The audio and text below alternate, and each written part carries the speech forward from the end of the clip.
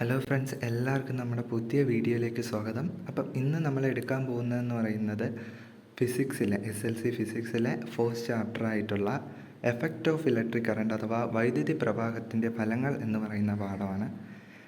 SLC final എക്സാമിന്, ഫിസിക്സിൻ്റെ final എക്സാമിന് വളരെയധികം ഇമ്പോർട്ടൻ്റ് ആയിട്ടുള്ള ഒരു ചാപ്റ്ററാണ് ഈ ചാപ്റ്റർ എന്ന് പറയുന്നത്.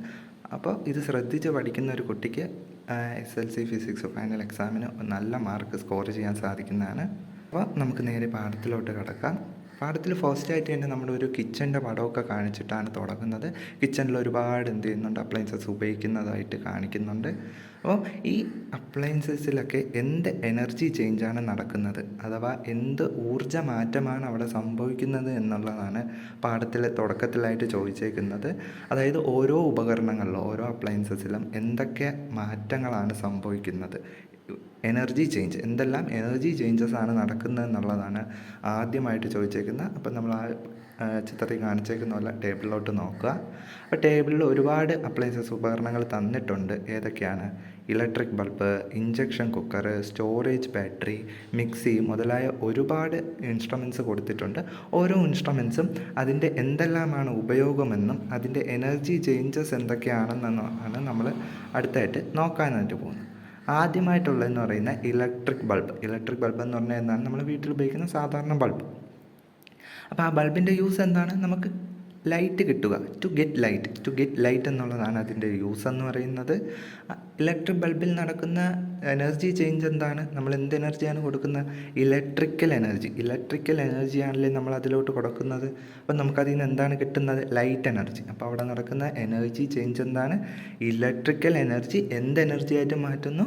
ലൈറ്റ് എനർജി ആയിട്ട് മാറ്റുന്നു. ഇലക്ട്രിക്കൽ എനർജി ലൈറ്റ് എനർജി ആയിട്ട് മാറുന്നു. അത് രണ്ടാമത്തേതായിട്ട് ഇഞ്ചക്ഷൻ കുക്കർ എന്തിനാണ്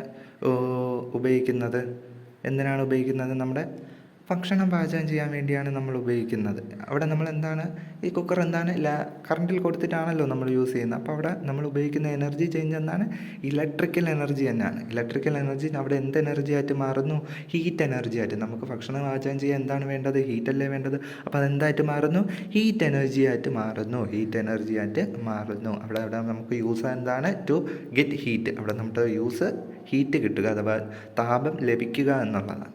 അടുത്തായിട്ട് സ്റ്റോറേജ് ബാറ്ററി, അതായത് നമ്മുടെ ഇലക്ട്രിസിറ്റി സ്റ്റോർ ചെയ്യാനായിട്ട് ഉപയോഗിക്കുന്ന ബാറ്ററിയാണ് അടുത്തതായിട്ട് പറയുന്നത്.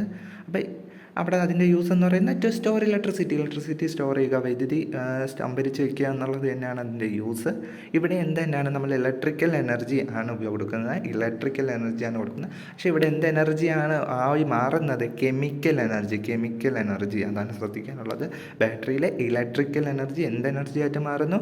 Chemical energy. നെക്സ്റ്റ് ആയിട്ട് വരുന്നത് മിക്സിയാണ്. മിക്സിയിൽ എന്താണ് ചെയ്യുന്നത്? നമ്മുടെ ഗ്രൈൻഡ് ചെയ്യാനായിട്ടാണ് ഉപയോഗിക്കുന്നത്. അപ്പോൾ അതിൻ്റെ യൂസ് എന്താണ്? ടു ഗ്രൈൻഡ് ആണ്. അപ്പോൾ അവിടെ നടക്കുന്ന എനർജി ചേഞ്ച് എന്താണ്? ഇലക്ട്രിക്കൽ എനർജി എന്തായിട്ട് മാറും? Mechanical energy. നമ്മുടെ മിക്സി എന്താണ്? ഒരു മെഷീനാണ്. അപ്പോൾ മെഷീൻ പ്രവർത്തിക്കുമ്പോൾ ഉണ്ടാകുന്ന എനർജി മെക്കാനിക്കൽ എനർജിയാണ്. സോ ഇലക്ട്രിക്കൽ എനർജി എന്തായിട്ട് മാറുന്നു? മെക്കാനിക്കൽ എനർജി ആയിട്ട്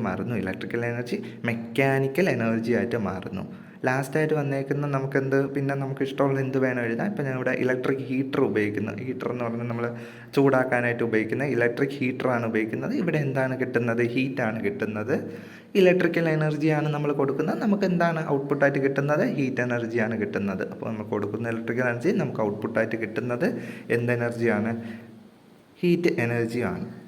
അടുത്തതായിട്ട് നമ്മൾ നോക്കാൻ പോകുന്നത് ഹീറ്റിംഗ് എഫക്റ്റ് ഓഫ് ഇലക്ട്രിക് കറണ്ടാണ്. എന്താണ്? വൈദ്യുത പ്രവാഹത്തിലെ താപഫലം എന്ന് പറയുന്ന സെക്ഷനാണ് അടുത്തായിട്ട് നമ്മൾ നോക്കാൻ പോകുന്നത്. ഇവിടെ ആദ്യമായിട്ട് ചോദിച്ചേക്കുന്നത് എന്താണ്? നമ്മുടെ നിത്യ ഉപയോഗത്തിൽ ഉപയോഗിക്കുന്ന ഉപകരണങ്ങളിൽ താപം ഉപയോഗിക്കുന്ന ഉപകരണങ്ങൾ ഏതാണ്? അതായത് ഹീറ്റ് ഉപയോഗിച്ച് വർക്ക് ചെയ്യുന്ന ഇൻസ്ട്രുമെൻറ്റ്സ് ഏതൊക്കെയാണെന്നാണ് ഇവിടെ ചോദിച്ചേക്കുന്നത്. ഏതൊക്കെയാണ്? നമുക്ക് ആദ്യമായിട്ട് പറയാൻ പറ്റുന്ന ഇലക്ട്രിക് അയൺ അഥവാ ഇസ്തിരിപ്പെട്ടിയാണ്. അടുത്തതായിട്ട് വേറെ എന്തൊക്കെ പറയാം? ഇലക്ട്രിക് ഹീറ്റർ പറയാം, ഇൻഡക്ഷൻ കുക്കർ പറയാം, മൈക്രോവേവ് ഓവൻ പറയാം. അങ്ങനെ ഹീറ്റ് ഉപയോഗിച്ച് വർക്ക് ചെയ്യുന്ന എന്ത് ഡിവൈസസും നമുക്ക് പറയാൻ സാധിക്കുന്നതാണ്. അപ്പോൾ ഇവിടെ ഈ ഇലക്ട്രിക്കൽ എനർജി ഹീറ്റ് എനർജി ആയിട്ടാണ് മാറുന്നത് എന്ന് നമ്മൾ പറഞ്ഞു. എങ്ങനെയാണ് ഇവിടെ ഈ ഇലക്ട്രിക്കൽ എനർജി ഹീറ്റ് എനർജി ആയിട്ട് മാറുന്നതെന്ന് അടുത്തായിട്ട് നമുക്ക് നോക്കാം. ഇതിനായിട്ട് നമുക്കൊരു എക്സ്പെരിമെൻറ്റ് ചെയ്ത് നോക്കാം. അപ്പോൾ ഈ എക്സ്പെരിമെൻറ്റിന് ആവശ്യമായിട്ടുള്ള സാധനം എന്ന് പറയുന്നത് നിക്രോം കമ്പിയാണ്. നിക്രോം എന്ന് പറയുന്ന എലിമെൻറ്റ് കൊണ്ടുണ്ടാക്കിയ നിക്രോം വയർ നമുക്ക് ആവശ്യമായിട്ടുണ്ട്, ഒരു ബാറ്ററി നമുക്ക് ആവശ്യമായിട്ടുണ്ട്, പിന്നെ ഇവയെ പരസ്പരം കണക്ട് ചെയ്യുന്നതിന് വേണ്ടി ഒരു കണക്റ്റിംഗ് വയേഴ്സ് നമുക്ക് ആവശ്യമായിട്ടുണ്ട്. അപ്പോൾ ഫിഗറിൽ കാണിച്ചിട്ടുള്ളത് പോലെ തന്നെ നമ്മളൊരു സർക്യൂട്ട് ക്രിയേറ്റ് ചെയ്യുന്നു. സർക്യൂട്ടിൽ റെഡ് കളറിൽ കാണിച്ചേക്കുന്ന നിക്രോം വയറാണ്. അതിനെ എന്ത് ചെയ്തേക്കുന്നു, കണക്റ്റിംഗ് വയേഴ്സ് ഉപയോഗിച്ചിട്ട് നമ്മൾ എന്ത് ചെയ്യുന്നു, ബാറ്ററിയിൽ കണക്ട് ചെയ്തേക്കുന്നു. ഒരു 6 വോൾട്ടുള്ള ഒരു ബാറ്ററിയിൽ നമ്മൾ കണക്ട് ചെയ്തേക്കുന്നു. അതിൻ്റെ കൂടെ ഒരു സ്വിച്ചും കൂടെ കൊടുത്തിട്ടുണ്ട്, നമുക്ക് ഓൺ ഓഫ് ആക്കാനുള്ള ഒരു സ്വിച്ചും കൂടെ കൊടുത്തിട്ടുണ്ട്. അപ്പം നമ്മൾ ഈ സ്വിച്ച് ഓൺ ആക്കുന്ന സമയത്ത് എന്ത് ചെയ്യും, നമ്മുടെ നിക്രോം വയറിൽ കൂടെ കറണ്ട് പാസ് ചെയ്ത് പോകും. കറണ്ട് പാസ് ചെയ്ത് പോകുന്ന സമയത്ത് അതെന്താവും, നിക്രോം വയർ ചൂടായിട്ട് വളരെ ചുവന്ന നിറത്തിൽ അഥവാ റെഡ് ഹോട്ടായി മാറും. ഇതിന് കാരണം എന്താണ്, എന്തുകൊണ്ടാണ് ഈ നിക്രോം വയർ റെഡ് ഹോട്ടായി മാറുന്നത്? അതിന് കാരണം എന്താണെന്ന് പറഞ്ഞു കഴിഞ്ഞാൽ നിക്രോമിന് വളരെ ഉയർന്ന റെസിസ്റ്റൻസ് ആണുള്ളത്, അഥവാ നിക്രോമിൻ്റെ റെസിസ്റ്റൻസ് വളരെ കൂടുതലാണ്. അതിനാൽ തന്നെ എന്താണ് നമ്മുടെ കറണ്ടിന് വളരെ പതിയെ മാത്രമേ അതിനകത്തൂടെ സഞ്ചരിക്കാൻ സാധിക്കത്തുള്ളൂ. റെസിസ്റ്റൻസ് കൂടിയ ഒരു വസ്തുവിലൂടെ കറണ്ടിന് വളരെ പതിയെ സഞ്ചരിക്കുവാൻ സാധിക്കുകയുള്ളൂ. അപ്പോൾ എന്ത് സംഭവിക്കുമെന്ന് പറഞ്ഞു കഴിഞ്ഞാൽ വളരെ വലിയ അളവിൽ അത് ഹീറ്റ് പുറത്തേട്ട് വിടും. അത്തരം വയേഴ്സ് എന്ത് ചെയ്യും, വളരെ വലിയ ഒരളവിൽ ഹീറ്റ് പുറത്ത് വിടും. അതുകൊണ്ടാണ് ഇതെന്താവുന്നത്, ഇങ്ങനെ ചുവന്ന റെഡ് ഹോട്ടായിട്ട് മാറുന്നത്. അടുത്തതായിട്ട് ഈ സർക്യൂട്ടിനകത്തൂടെ എത്രത്തോളം കറണ്ട് ഒഴുകുന്നുണ്ട്, അതേപോലെ തന്നെ ഇതിനകത്ത് എത്രത്തോളം വോൾട്ടേജ് ഉണ്ട് എന്നൊക്കെ അറിയാൻ വേണ്ടി നമ്മൾ എന്ത് ചെയ്യുന്നു എന്ന് പറഞ്ഞു കഴിഞ്ഞാൽ, ഈ നിക്രോം വയറിന് അക്രോസ് ആയിട്ട് ഒരു വോൾട്ട് മീറ്ററും ഒരു അമീറ്ററും കണക്ട് ചെയ്യുന്നു. വോൾട്ട് മീറ്റർ എന്തിനാണ് ഉപയോഗിക്കുന്നത്, അതിനകത്തൂടെ വോൾട്ടേജിന് അളക്കാനാണ്, അതിലുള്ള സർക്യൂട്ടിലെ വോൾട്ടേജ് അളക്കാൻ വേണ്ടിയാണ്. അമീറ്റർ ഉപയോഗിക്കുന്നത് എന്തിനു വേണ്ടിയാണ്, സർക്യൂട്ടിനകത്തൂടെ എത്രത്തോളം കറണ്ട് പാസ് ചെയ്യുന്നുണ്ടെന്ന് കണ്ടുപിടിക്കാൻ വേണ്ടിയാണ് നമ്മൾ എന്ത് ഉപയോഗിക്കുന്നത്, അമീറ്റർ. വോൾട്ട് മീറ്റർ വി കൊണ്ടും അമീറ്റർ എ കൊണ്ടും റെപ്രസെൻറ്റ് ചെയ്യും. ഇതിനകത്തൂടെ ഒഴുകുന്ന കറണ്ട് അഥവാ ഐ എങ്ങനെ കണ്ടുപിടിക്കുമെന്ന് ചോദിച്ചു കഴിഞ്ഞാൽ, current I is equal to Q/T എന്നുള്ളതാണ് അതിനായിട്ടുള്ള ഇക്വേഷൻ. ഇതിലെ Q എന്താണ്, Q എന്ന് പറയുന്നത് ചാർജ് ആണ്. ഇതിനകത്ത് എത്രത്തോളം ചാർജ് ഉണ്ട് എന്നുള്ളതാണ് Q കൊണ്ട് ഉദ്ദേശിക്കുന്നത്. പിന്നെ T എന്ന് പറയുന്ന ടൈം, അത് അത്രയും ചാർജ് ഒഴുകാനായിട്ട് എടുക്കുന്ന time. The charge that flows through the conductor in T second ആണ് എന്തെന്ന് പറയുന്ന Q. ആ ചാർജ് ഒഴുകാനായിട്ട് എടുത്ത ടൈമാണ് T എന്ന് പറയുന്നത്. അടുത്തതായിട്ട് ഈ ഒരു സർക്യൂട്ടിനകത്തൂടെ എത്ര ഹീറ്റ് പ്രൊഡ്യൂസ് ചെയ്യുന്നുണ്ട്, ഈ സർക്യൂട്ടിൽ നിന്ന് എത്രത്തോളം ഹീറ്റ് പ്രൊഡ്യൂസ് ചെയ്യുന്നുണ്ട് എന്ന് കണ്ടുപിടിക്കാനായിട്ട് നമ്മളെ സഹായിക്കുന്ന ഒരു ലോയാണ് ജൂൾസ് ലോ എന്ന് പറയുന്നത്. ജൂൾസ് ലോ ഉപയോഗിച്ചിട്ടാണ് നമ്മുടെ ഈ ഒരു സർക്യൂട്ടിനകത്ത് എത്രത്തോളം ഹീറ്റ് ജനറേറ്റ് ചെയ്യുന്നുണ്ട്, എത്രത്തോളം ഹീറ്റ് ഉൽപ്പാദിപ്പിക്കുന്നുണ്ട് എന്ന് മനസ്സിലാക്കുന്നത്. ഹീറ്റ് ലോ എന്ന് പറയുന്നത് എന്താണ്, the heat generated in a current carrying conductor is directly proportional to the product of square of the current in the conductor, the resistance of the conductor and the time of flow of the current. എന്നുവെച്ചാൽ എന്താണ്, കണ്ടക്ടറിനകത്തുള്ള എത്രത്തോളം heat generate ചെയ്യുന്നു എന്നുള്ളത് എന്തുമായിട്ട് ബന്ധപ്പെട്ടിരിക്കുന്നു, അതിനകത്തൊഴുകുന്ന current, അതിൻ്റെ resistance, അത് ഒഴുകാനെടുത്ത time അഥവാ current I, resistance R, time T എന്നിവയുമായി ബന്ധപ്പെട്ടിരിക്കുന്നു. അതായത് heat generated H is equal to I square R T. Heat generated H എന്ന് പറയുന്നത് എന്താണ്, I square R T. I എന്നത് എന്താണ് സൂചിപ്പിക്കുന്നത്, കറണ്ടാണ്. ആർ എന്ന് പറഞ്ഞാൽ റെസിസ്റ്റൻസ് ആണ്. അടുത്തതായിട്ട് ടി എന്ന് പറഞ്ഞാൽ എന്താണ്, ടൈമാണ്. ടൈം ടേക്കണാണ് ടി കൊണ്ട് ഉദ്ദേശിക്കുന്നത്. അടുത്തതായിട്ടെന്ന് പറയുന്നത് ഈ ഉണ്ടാവുന്ന ഹീറ്റ് അഥവാ നമ്മുടെ ഒരു കണ്ടക്ടറിനകത്ത് ഉണ്ടാവുന്ന ഈ ഒരു ഹീറ്റിനെ കറണ്ടും റെസിസ്റ്റൻസ് ടൈമും എങ്ങനെയാണ് സ്വാധീനിക്കുന്നത് എന്ന് മനസ്സിലാക്കാൻ വേണ്ടി നമ്മളൊരു എക്സ്പെരിമെൻറ്റ് ചെയ്ത് നോക്കാനായിട്ട് പോവുകയാണ്. അപ്പോൾ ഈ എക്സ്പെരിമെൻറ്റിന് വേണ്ട സെറ്റപ്പാണ് ഇപ്പോൾ നിങ്ങൾ കണ്ടുകൊണ്ടിരിക്കുന്നത്. അപ്പോൾ ഇതിനായിട്ട് ആവശ്യമുള്ളത് 2 ബീക്കർ, അതിൽ ഈക്വൽ എമൗണ്ട് ഓഫ് നമ്മൾ വാട്ടർ എടുക്കുന്നു. എന്നിട്ട് ഒന്നിനകത്ത്, അതായത് ബീക്കർ എയ്ക്കകത്ത് നമ്മൾ എന്താണ് വെക്കുന്നത്, നിക്രോമാണ് വെക്കുന്നത്. ബീക്കർ ബിയിനകത്ത് വെക്കുന്ന ഏതാണ്, കോപ്പറാണ്. അതായത് BQ എന്ന് ഇവിടെ കാണിച്ചേക്കുന്നത് നിക്രോമും RS എന്ന് കാണിച്ചേക്കുന്നത് കോപ്പറുമാണ്. സോ ഇവ എന്ത് ചെയ്യുന്നുണ്ട്, ഇവയെ ഒരു ബാറ്ററിയിലോട്ട് കണക്ട് ചെയ്തിട്ടുണ്ട്. ബാറ്ററിയിൽ നിന്ന് നേരെ ഒരു റിയോസ്റ്റാറ്റ്, അതിനോട്ടിവിടെ ഒഴുകുന്ന കറണ്ടിനെ കൺട്രോൾ ചെയ്യാൻ വേണ്ടി നമ്മൾ റിയോസ്റ്റാറ്റ് അവിടെ സെറ്റ് ചെയ്യുന്നുണ്ട്. അതിനോട് ചേർന്ന് എന്ത് ചെയ്യുന്നുണ്ട്, ഒരു അമീറ്റർ, കറണ്ട് അളക്കാൻ വേണ്ടി എന്ത് ചെയ്യുന്നുണ്ട്, ഒരു അമീറ്ററും കൂടെ സെറ്റ് ചെയ്യുന്നുണ്ട്. എന്നിട്ട് നമ്മൾ ഈ ബാറ്ററിയിൽ ഓണാക്കുന്ന സമയത്ത് എന്ത് സംഭവിക്കും, ഇതുവഴി കറണ്ട് ഒഴുകും.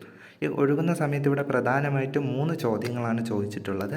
ആദ്യത്തെ ചോദ്യം എന്ന് പറയുന്നത് ഏത് ബീക്കറിലെ വെള്ളമാണ് കൂടുതൽ ചൂടാവുന്നത്? ഇവിടെ 2 ബീക്കറുണ്ട്, ഒന്നിൽ നിക്രോമാണ്, മറ്റേതിൽ കോപ്പറാണ്. അപ്പം ഏത് ബീക്കറിലെ ആണ് ഏറ്റവും കൂടുതൽ ചൂടാവുന്നത് എന്നുള്ളതാണ് ഫസ്റ്റത്തെ ചോദ്യം. അപ്പോൾ ഇവിടെ ഏതായിരിക്കും? നിക്രോം ആയിരിക്കും. അതിന് കാരണം എന്താണ്? നമ്മൾ ആദ്യമേ പറഞ്ഞതാണ്, നിക്രോമിന് എന്താണ്, ഹൈ റെസിസ്റ്റൻസ് ഉണ്ട്. സോ അതെന്ത് ചെയ്യുന്നുണ്ട്, കൂടുതൽ ചൂടാവും ആരെക്കാളും, കോപ്പറിനേക്കാളും. അപ്പം നിക്രോം കിടക്കുന്ന വെള്ളം ഏതാണോ അതാണ് എന്ത് ചെയ്യുന്നത്, കൂടുതൽ ചൂടാവുന്നത്. അപ്പം ബീക്കർ എ ആണ് ഇവിടുത്തെ ആൻസർ. ബീക്കർ എയിലെ വാട്ടറാണ് എന്ത് ചെയ്യുന്നത്, പെട്ടെന്ന് തന്നെ ചൂടാവുന്നത് അല്ലെങ്കിൽ കൂടുതൽ ചൂടാവുന്നത്. അടുത്ത രണ്ടാമത്തെ ചോദ്യം എന്ന് പറയുന്നത് what change is observed in the temperature of the water in both the beakers when the current is increased using rheostat. അപ്പോൾ റിയോസ്റ്റാറ്റിൽ നമ്മൾ അഡ്ജസ്റ്റ് ചെയ്ത് കറണ്ട് കൂട്ടിക്കഴിഞ്ഞ് കഴിഞ്ഞാൽ നമ്മൾ 2 ബീക്കറിലെയും ടെമ്പറേച്ചറിൽ എന്താണ് മാറ്റം കാണുന്നതെന്ന്. അതായത് കറണ്ട് കൂട്ടിക്കഴിഞ്ഞാൽ എന്ത് സംഭവിക്കും? സ്വാഭാവികമായിട്ട് അവിടെ ഉണ്ടാകുന്ന ഹീറ്റ് കൂടും. അപ്പോൾ എന്ത് ചെയ്യുന്നുണ്ട്, അവിടെ ഉണ്ടായ അതിനകത്ത് 2 ബീക്കറിനകത്തുള്ള വാട്ടർ എന്ത് ചെയ്യും, കൂടുതൽ ചൂടാവാനായിട്ട് തുടങ്ങും. അതായത് റിയോസ്റ്റാറ്റിൽ കറണ്ട് കൂട്ടിക്കഴിഞ്ഞാൽ എന്ത് സംഭവിക്കും, ഹീറ്റ് കൂടുകയാണ് ചെയ്യുന്നത്. അടുത്തതായിട്ട് ലാസ്റ്റായിട്ട് ചോദിച്ചേക്കുന്ന ചോദ്യം എന്താണ്, what was the change that happen to the temperature of the water in both beakers on increasing the time. നമ്മളിപ്പോൾ കൂടുതൽ ടൈം ഒരുപാട് നേരത്തേക്ക് നമ്മൾ ഈ എന്ത് ചെയ്യുന്നുണ്ട്, കറണ്ട് കടത്തി വിട്ടുകൊടുത്തുകൊണ്ടിരുന്നു കഴിഞ്ഞാൽ അവിടുത്തെ ടെമ്പറേച്ചറിന് എന്താണ് സംഭവിക്കുന്നത്, എന്ത് ചെയ്യും, ടെമ്പറേച്ചർ രണ്ടിലേയും കൂടും. എത്രത്തോളം സമയം നമ്മൾ കറണ്ട് കടത്തി വിടുന്നു അത്രത്തോളം എന്ത് ചെയ്യും, ചൂട് കൂടിക്കൊണ്ടേയിരിക്കും. അതാണ് ഇവിടെ സംഭവിച്ചുകൊണ്ട് ഇരിക്കുന്നത്. വീഡിയോ ഇഷ്ടമായിട്ടുണ്ട് എന്നുണ്ടെങ്കിൽ ചാനലൊന്ന് സബ്സ്ക്രൈബ് ചെയ്യുക. ഇതിൻ്റെ ബാക്കി പാർട്സ് ഉടനെ തന്നെ നമ്മൾ അപ്ലോഡ് ചെയ്യുന്നതായിരിക്കും. അപ്പോൾ നമ്മൾ ഈ ഫസ്റ്റ് പാർട്ടിൽ എന്തെങ്കിലും സംശയങ്ങൾ നിങ്ങൾക്ക് ഉണ്ടെന്നുണ്ടെങ്കിൽ നിങ്ങൾ കമൻറ്റ് സെക്ഷനിൽ ഇടുക. നമ്മൾ അടുത്ത വീഡിയോയിൽ അതും കൂടെ ഉൾപ്പെടുത്തി ഇടുന്നതായിരിക്കും.